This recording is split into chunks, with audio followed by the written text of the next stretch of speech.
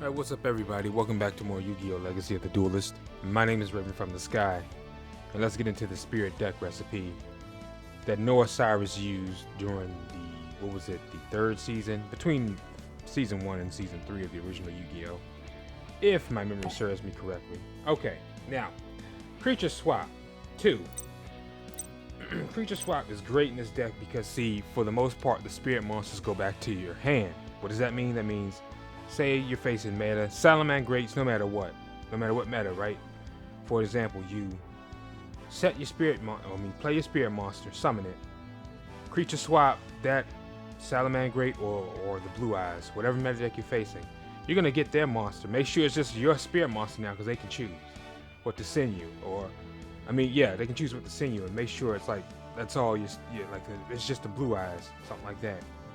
They don't have no choice but to give it to you, is what I'm saying. All right, you can choose what to send to them. I'm sorry. And it's surreal. You take their Blue Eyes and you get your spirit monster back because it returns to your hand, and you can just re-get the effect. Because most spirit monsters, they got good effects, most of them anyway. All right, one Dark Hole, one Gold Sarcophagus, the staples, self-explanatory. Regeki, 2 Shinato's Arc. Noah Cyrus used Shinato, King of the Higher Plane, in the anime, so I threw him in this deck to try to stay somewhat true to his deck, even though he's not in the game, unfortunately. 3 Spiritual Energy Settle Machines. Sometimes it can get kind of risky having the cards come back to your deck. I mean, it is risky. I'm sorry, not kind of. It is risky because it leaves you open for attacks, especially when you're facing something like a Cyber Dragon deck and stuff like that. So, actually, you may want it to stay on the field, so that's why I added this. But the only thing is you have to discard a card to keep this card active. So there's a cost to it. 2 Twin Twisters came in handy, as you guys saw throughout the series. Twin Twisters, as well as that other spirit card, this thing here that destroys all set. Okay, 2 Legacy of Yata-Garazu's. Self-explanatory. Yata-Garazu, for those of you who don't know, you may have started playing Yu-Gi-Oh! Later or whatever, but if you're from my era, you remember when Yata-Garazu was legal. It was a strategy called the Yata Lock, where it would essentially lock your field up. People weren't even running spirit decks. They were just using Yata-Garazu to lock you up to where you couldn't do anything. Card of Safe Return, I think that was a part of that loop too. That's back when Card of Safe Return was legal. And Mirage and Nightmare was, oh my god. The strategies was, and you think some strategies are insane now, dude. Back in the day was just crazy, especially, and I'm talking before there was a ban list. Yep, there was a point in Yu-Gi-Oh! Where there was no ban list. It was brief, but it was there. Mirror Force 2, 1 Solemn Warning, 2 Spirit Invitation. Okay, you can select, every time a spirit monster returns to your hand, you can select the monster and bounce theirs. That's like infinite catapult device. Compulsory evacuation device. Remember that card? That's an old school card, but it didn't really blow up in popularity till later on, years later. And then the value shot up because everybody was using it. The Wonderful Mysteries of Yu-Gi-Oh! 3 are Atamas. Basically, it lets you get a spirit monster from your deck to your hand. And you can, since it comes back to your hand, that's the beautiful thing about the spirit monsters. I didn't really see this until I started using this deck. I stated a few episodes ago that I never used the spirit deck, and I didn't. I had the monsters, but I traded them off. I never had enough to really build the spirit deck, nor did I stick around or wait and be patient to see the support they would get to make one. I just kept trading them off to get better cards and stuff like that. But yeah, like I was saying, you can create a loop to where you can just keep summoning it and keep adding the cards to your hand. But as I said before, it's risky because the cards coming back to your hand, it leaves you open. Dark Dust Spirit, 2 of those. Although, most of the time during the series, we only got 1 of these. Alright, 1 Fang Huang, okay. He's great because you plop him down, you destroy all set. So when you want to go in for the OTK, you plop him down. Basically, you want to combo this guy, which lets you summon in addition to your normal summon when you put him down. Summon him, then plop him down, destroy all set. get rid of Mirror Force and whatever else he may have. Hinu, okay, Hinu Kagu Suchi. We never really got to summon him, but he's good because if you can get him out and you do battle damage, you force your opponent to discard their entire hand. That is very good if you can get him out. That's the challenge, is getting him out and keeping him there. Your hand is probably the most important asset you have in Yu-Gi-Oh! Without your hand, you can't set back row or play monsters to execute your strategy. That is your strategy. You know, if you make him discard that, that's gonna cause a rage quit. Mark my words, at least on this game. Okay, one Zanagi or Izanagi, I don't know if the I is silent. It's basically this here, but the monster version. But you don't have to discard a card to keep him out. Alright, Izanami, 1, 2, Manager of the 10,000 Hands. I run those to get out Shinato. I don't really run the other ones because I don't want to break up the deck with too many monsters, and then it screws up the strategy of the spirit cards, you know what I mean? So I only run 2, hiccups. Okay, Nikatama. Alright, as I alluded to earlier, he lets you summon in addition to your normal summons. So 3 of those. Make sure you run 3, as I do. 1 Photon Thrasher, 2100 beater. Although if you control another monster, he can't attack. More than likely, you won't control another monster because the spirits bounce back to your hand. So 1 of him, or none. Whatever you just choose. I might take him out, but like I said, this is probably the last episode before we move on to Link Evolution. I don't want to sound like it's a whole new game, but I mean, new cards, new deck, new decks. Reksetsu, 2, 3 Susa Soldiers, level 4 beater. Although the only thing I don't like is the battle damage he inflicts is half. That's no fun. Yakusha, 1. Yamada Dragon, 1. That's another good one.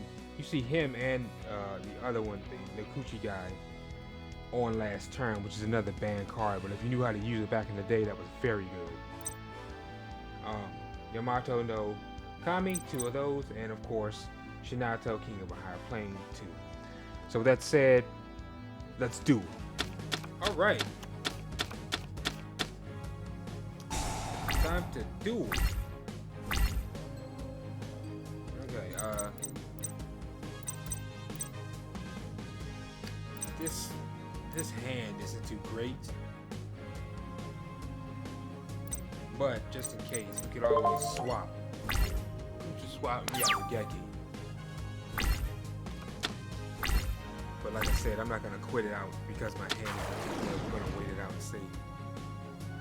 Old school, King Tiger Wangu.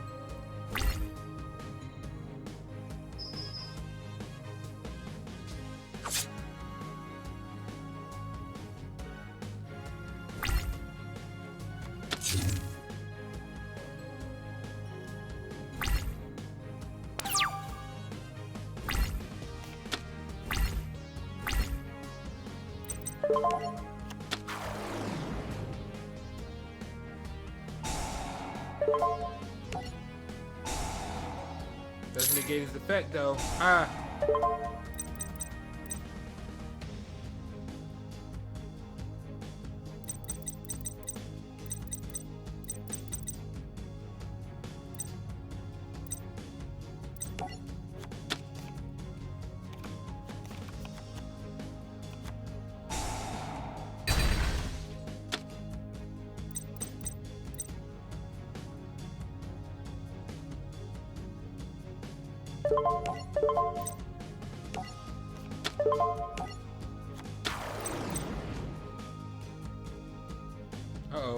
He got something he can use.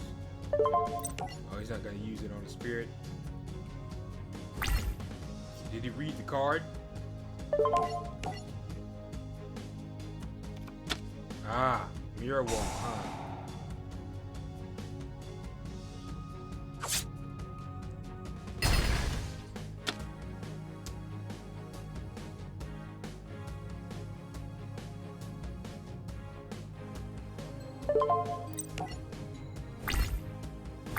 Attack.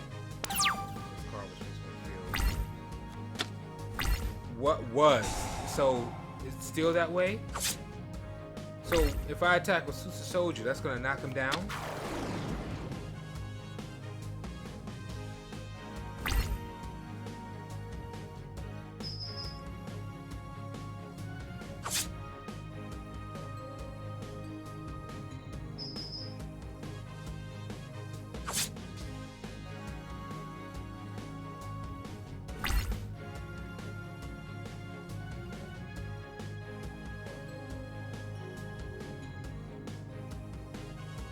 Level 4.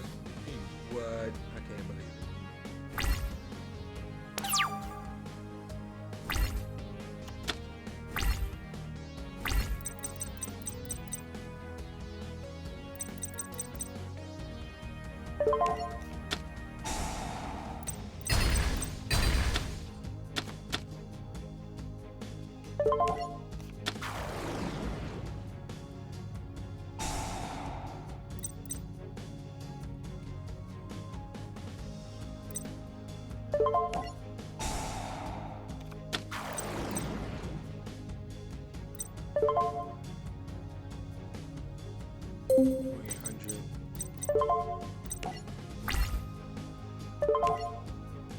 Could go into an overlay. That way we're not like open.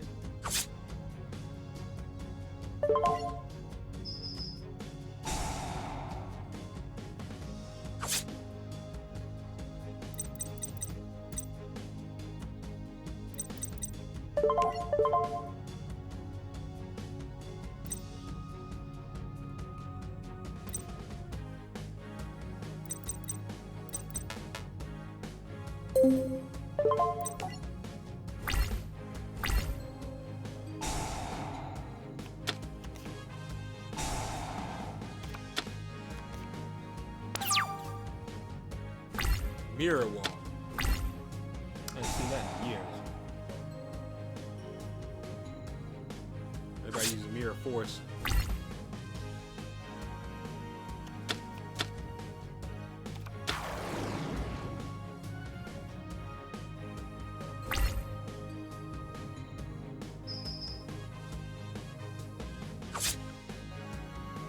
Down to 500.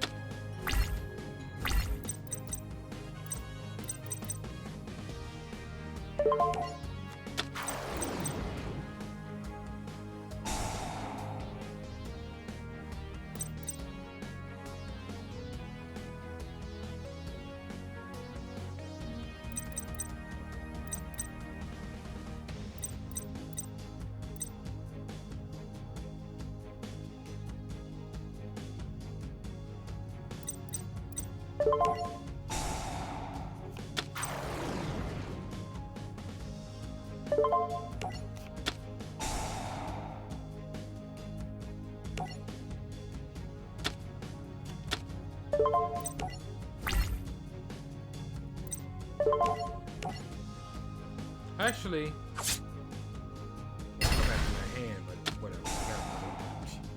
I'm still gonna benefit no matter what because I get to draw.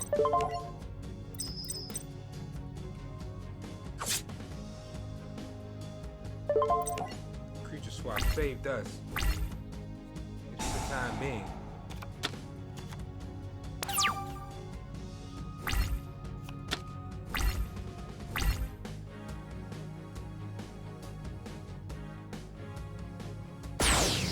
Oh, he surrendered. Alright, ladies and gentlemen, thanks for watching. My name is Raven from the Sky. If you enjoyed the episode, drop a like and subscribe to the channel and the series grow. Ring that bell so you don't miss an upload.